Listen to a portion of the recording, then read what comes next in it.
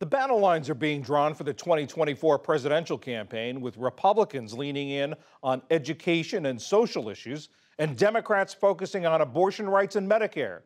Lisa Desjardins spoke with Montana's Democratic Senator Jon Tester about some of the looming fights ahead. Critical junctures are fast approaching on spending, the national debt, the military, and the next national election. And playing a role in all of them is the senior senator from Montana, Democrat Jon Tester. Senator Tester, thanks for joining us. Let's start with the nation's money problem. Just this week, a key Republican on budget matters said that the market should be ready for a possible plunge this summer because of a potential standoff over the national debt. You're an appropriator. What's your level of concern about this? Well, look, when you start talking about the debt limit, I'm very concerned because that's really playing with fire and could drive our economy into a depression really, really quickly if we don't pay our debts. Look, the debt is very serious business, and we should sit down and have a bipartisan group with government and non-government folks get together and put forth some recommendations after they study the topic about how we can get our debt under control using common sense rather than political talking points. And I think if we're able to do that, we can set the country on a very secure path for economic growth and get our debt under control. But if we're going to continue to use the debt as a political football, depending on who's in power and when they're in power, I don't think we'll ever come to a solution on the issue. I think it can be done, but we have to remove politics from this equation. As for specific ideas, Republicans want spending cuts. And you are one of the people who controls the purse strings. Do you think Congress should cut the federal budget this year, and in particular on defense, which is the subcommittee you oversee? Well, look, I think everybody should be open to take a look at their own shop and make a determination whether there are things we can cut. But the fact of the matter is this, what are you going to cut and how are you going to cut it? We know that China is a pacing threat. We've seen what militarily and economically, we've seen what Russia's done with Ukraine. We know that Iran and North Korea are bad actors out there that want to do us harm. And so from a military standpoint, what do you want to cut? Because the truth is that I think making sure we have a strong military is really important. Another long-term problem is the border. And you put out this tweet saying that you are sick and tired of lip service and President Biden must do more. What do you want to happen? So I think President Biden must do more. I think Congress must do more too. I don't think it's all on the administration, although the administration plays a big role. From my perspective, it's more technology, it's more manpower. Guess what? Those both cost money. And if we're going to do it, that's what it takes. If we're going to secure our border, that is what it's going to take. We've got some great technology companies out there that can determine what's happening on our borders. They can determine what's coming across in our ports. But those technologies cost money. And it costs money to share and distribute the information that comes off of those technologies. And everybody knows we need more manpower on the southern border. And I would say the northern border too, as far as that goes. And so those are the solutions. I do think it is a serious problem, and the administration needs to do more. An idea Republicans are still pushing is that of some kind of border barrier. Sometimes they call it a wall. Do you think that Congress should fund more border barriers? I think there are points on the southern border where a physical barrier makes perfect sense. I think a wall from sea to shining sea is not a very smart idea.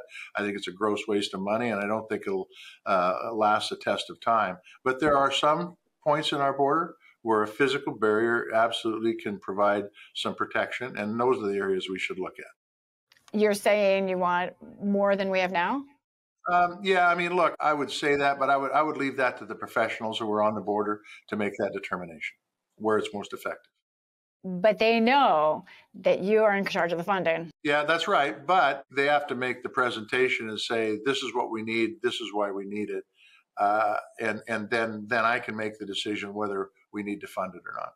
You are also pushing hard to correct what you see as a major problem for some veterans, a group of combat veterans who were retired because of their injuries in the military now cannot receive both disability and their retirement pay. You want to change that. Why? So this is called the Major Richard Starr Act, and this is a situation where a person who serves in our military gets injured while they're on the job in the military, and it forces them to retire because of their disability. I think it's only fair that those folks get retirement and disability pay. Their ability to earn income has been severely altered, and they've been forced out of the military because of their injury. Uh, I just think it's the right thing to do. We have an all volunteer military. We want folks to sign up. We have to live up to our end of the agreement.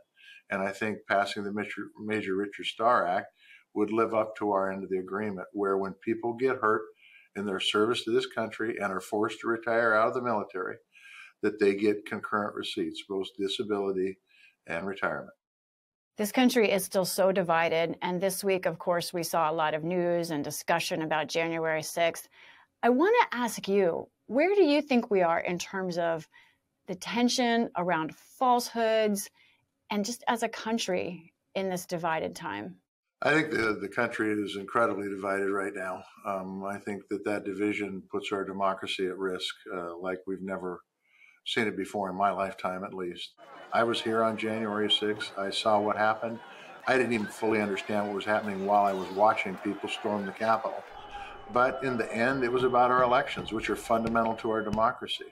And if we've got folks out there that can overthrow our elections based on false information, we got big problems. We have an incredible system of free speech and free religion and Second Amendment rights. And we've got folks out there that want to destroy that. And I don't think they really think they're destroying it, but in fact they are. Because when you undermine our elections, you're undermining our democracy and you're putting it at risk. During this exact time is when you have decided to run for re-election, even though you have a huge political target on your back. Republicans want your seat. There will be a lot of attack ads against you. And I know you'd probably rather be on your farm than deal with those ads.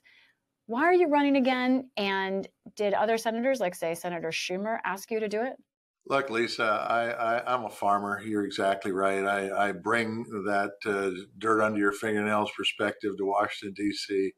and Montana common sense. And I just think we need that in Washington, D.C. We need somebody who's going to fight for rural America. We need somebody who's going to fight for our veterans, for a strong defense, for Main Street businesses.